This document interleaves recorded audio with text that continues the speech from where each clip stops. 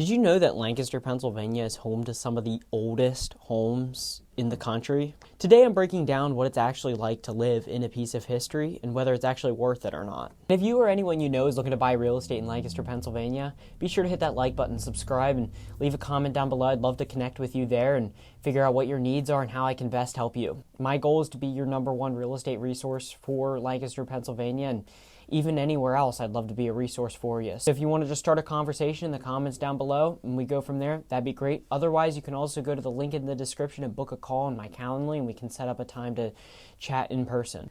Jumping right into things, Lancaster was actually founded in 1729, making it one of the oldest inlet cities in the United States.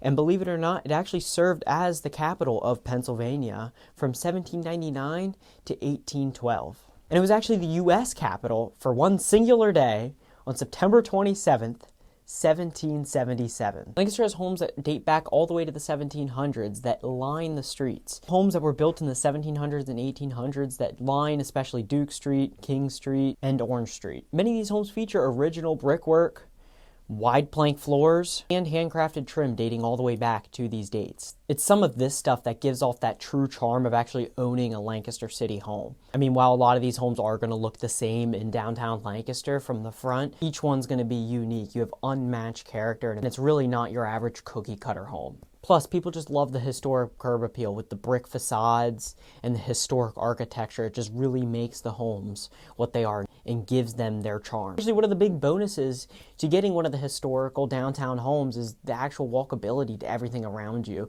See, when these homes were built, the city started in the center and started going out. So some of the oldest homes are going to be in the center of the city.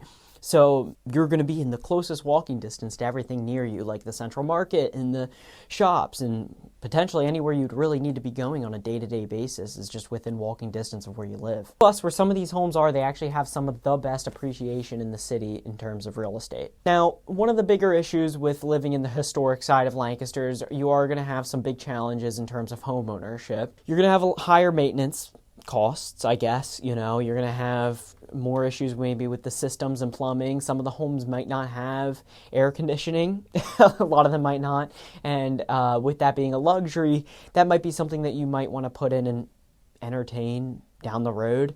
But also remodels. That's going to be a big thing. Some of these homes just haven't been upkept the way that they should have, which can lead to other issues down the road. So being on top of that can be pretty costly. Not to say that that's a huge deal, especially if you stay on top of it and previous owners have stayed on top of it. But it could lead to other issues down the road if you're not on it. As well as some of these historic districts are going to have restrictions with what you can and cannot do to your home and to the building.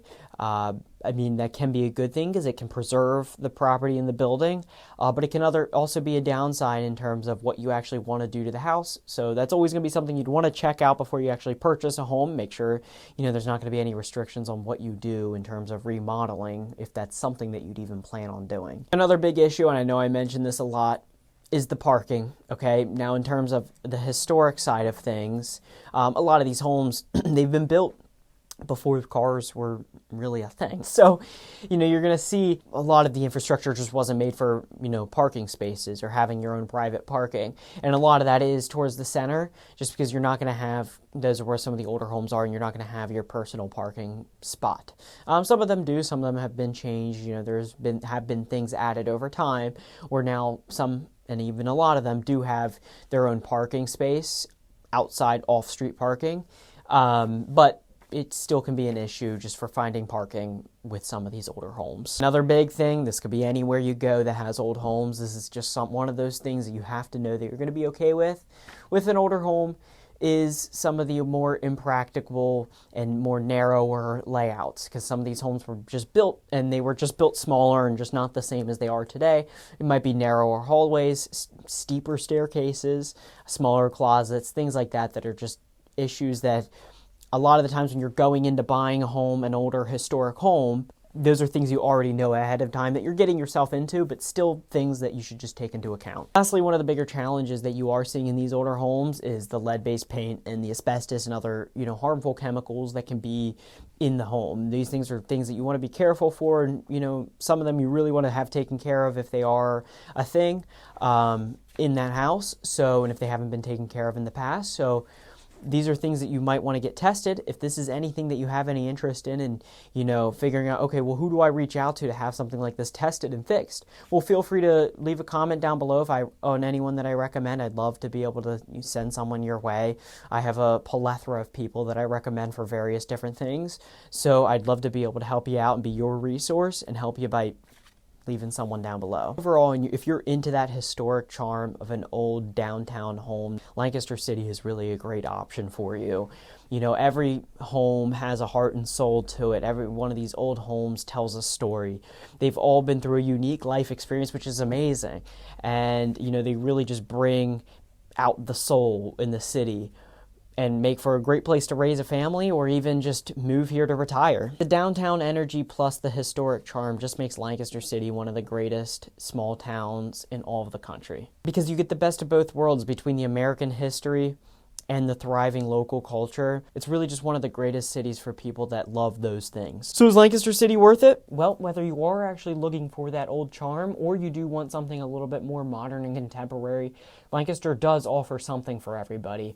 We do have all these old downtown homes, but that aside, we have some of these beautiful new constructions that are still going up to this day and everything in between. So Lancaster has something for everybody, and if you have any interest in taking a look at what Lancaster actually has to offer, hit the subscribe button, check out some of my other videos, see what I have to offer, hit the notification bell for every time I upload a new video.